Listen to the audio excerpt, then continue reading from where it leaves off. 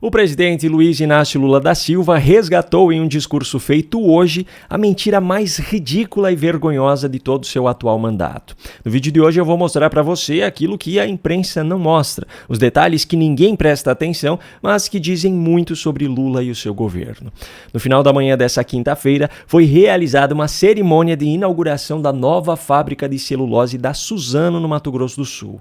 O evento contou com a participação de alguns ministros, como Simone Tebet e Rui Costa, também do vice-presidente Geraldo Alckmin e do presidente da República. Logo no início do seu discurso, assim que terminou de ler a sua nominata, Lula já deu sinais daquilo que estava por vir. Ele já começou trazendo a velha narrativa de que assumiu o país destruído, narrativa essa que ele usa para atacar o seu principal adversário e também para criar desculpas para os resultados negativos do seu governo. Quando eu fui eleito presidente pela terceira vez, eu tinha em mente que a gente tinha pegado um país semi-destruído.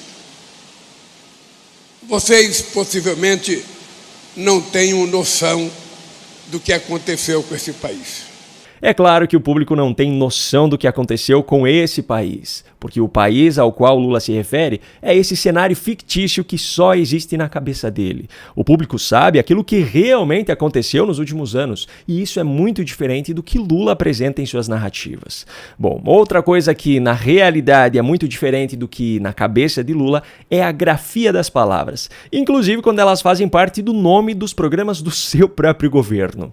Quais as 3 ou 5 obras mais estruturantes do seu Estado para que a gente pudesse incluí-las num programa estruturante chamado Programa de Aceleração do Crescimento. Programa de Aceleração do Crescimento. Pois é, mas antes fosse a acerelação o grande problema do discurso de Lula. O grande problema, na verdade, foi quando ele começou a acerelar nas mentiras.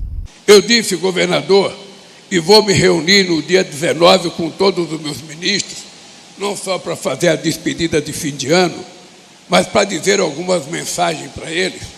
Nós passamos 2 anos, do dia 1º de janeiro de 2023 até o dia 31 de dezembro de 2024, reconstruindo o país. Vocês não têm noção a quantidade de escolas que nós pegamos paralisadas. Vocês não têm noção a quantidade de casas do Minha Casa Minha Vida que foram paralisadas. Pois é, desde que assumiu esse mandato em janeiro de 2023, Lula tem insistido na narrativa de que encontrou obras paradas pelo governo anterior.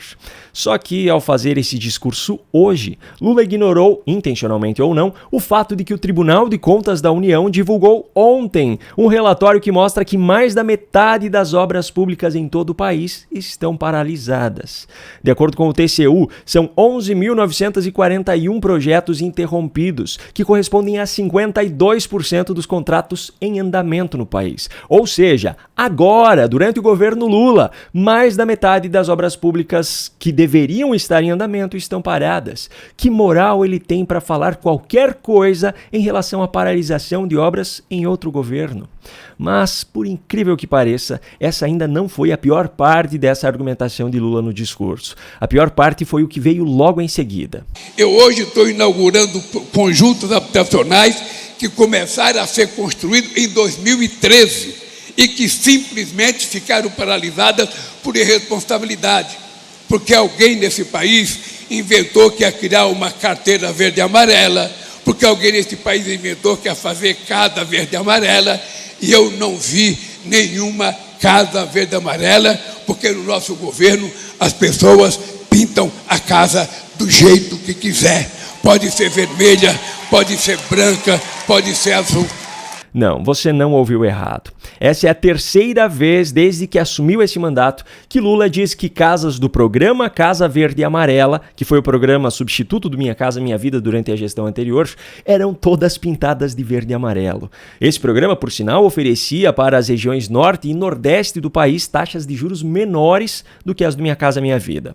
Enfim, por mais que pareça óbvio, eu separei aqui uma matéria do site do próprio governo federal, publicada em julho de 2022, 2022, que traz uma foto de um conjunto residencial construído pelo programa, que prova que nem mesmo as casas desses conjuntos, onde as casas são padronizadas, eram todas pintadas de verde e amarelo, como Lula diz.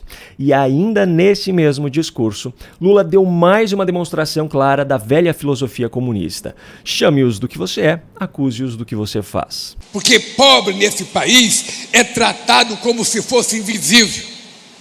Aliás, pobre só é enxergado na época das eleições. Na época das eleições, o pobre é a pessoa que tem mais valor no mundo. Todo mundo vai atrás de pobre, todo mundo pega a criança pobre, todo mundo tira fotografia. Depois que ganha as eleições, desaparece e os pobres ficam no país. Pois é, o Lula que diz isso agora é o mesmo que dizia antes das eleições presidenciais de 2022, isso aqui. Eu falo de muita coisa, eu falo de economia, falo de tudo.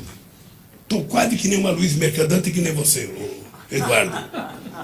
Agora, quando é que o povo gosta? É quando eu falo, nós vamos voltar a reunir a família no domingo e nós vamos fazer um churrasquinho. E nós vamos comer uma fatia de picanha com uma gordurinha passada na farinha e tomar uma porra de uma cerveja gelada. Bicho, o povo entra em delírio. Porque é isso que o povo quer. Mas depois que assumiu a presidência, o que foi visto na prática foi Lula comprando móveis luxuosos para o Palácio da Alvorada, como o sofá de mais de 60 mil reais, Lula gastando mais de 27 milhões de reais em reformas nos palácios presidenciais, Lula exigindo um novo avião presidencial que deve custar 1,5 bilhão de reais, entre outras regalias sustentadas pelo dinheiro do povo brasileiro. Lula pode até criar as mais variadas narrativas nos seus discursos, mas eu apresento provas e contra provas não há argumentos. Bom, ainda tem outro assunto que eu preciso abordar aqui no vídeo, e esse é de causar revolta em qualquer um. Me permita relembrar rapidamente aqui os fatos para contextualizar essa notícia. O deputado Marcel Van Hatten, do Partido Novo do Rio Grande do Sul, se tornou alvo de um inquérito da Polícia Federal por ter exposto em um discurso feito na tribuna da Câmara dos Deputados ilegalidades cometidas pelo delegado responsável pelas evidências posteriormente comprovadas como falsas, que mantiveram Felipe Martins preso por 6 meses. Depois do inquérito ter sido anunciado, iniciou-se um debate de grande repercussão sobre a abrangência da imunidade parlamentar. Esse foi um dos motivos, inclusive, que fez com que o ministro da Justiça, Ricardo Lewandowski, e o diretor-geral da Polícia Federal, Andrei Rodrigues, fossem até a Câmara dos Deputados na última terça para uma audiência. Como eu mostrei no vídeo de ontem, Lewandowski mentiu ao citar uma jurisprudência que não existe, sendo que ele mesmo considerou em 2021, ainda como ministro do STF, que a imunidade parlamentar abrange a esse tipo de acusações, quando foi relator do caso da queixa-crime contra Paulo Pimenta por ter ofendido a honra de Luciano Hang em um vídeo gravado fora da Câmara dos Deputados. Pois bem, nessa mesma audiência, também como eu mostrei no vídeo de ontem, Marcel Van Hatten fez questão de repetir as acusações feitas anteriormente, dessa vez na presença de Lewandowski e de Andrei Rodrigues, dizendo que, já que eles estavam afirmando que as falas feitas por ele eram um crime, o diretor-geral da PF deveria então prendê-lo em flagrante ali mesmo. O diretor-geral da PF não o prendeu. Algum tempo depois, Van Hatten afirmou então que André Rodrigues, diante da situação, estava prevaricando. Pois é, agora, adivinhe o que aconteceu? O diretor-geral da Polícia Federal, Andrei Rodrigues, decidiu entrar com uma representação solicitando que seja aberto um inquérito para investigar o deputado Marcel Van Hatten por tê-lo chamado de prevaricador. Me desculpe, mas o que eu realmente penso a respeito desse senhor não pode ser dito aqui. Um grande abraço e até a próxima.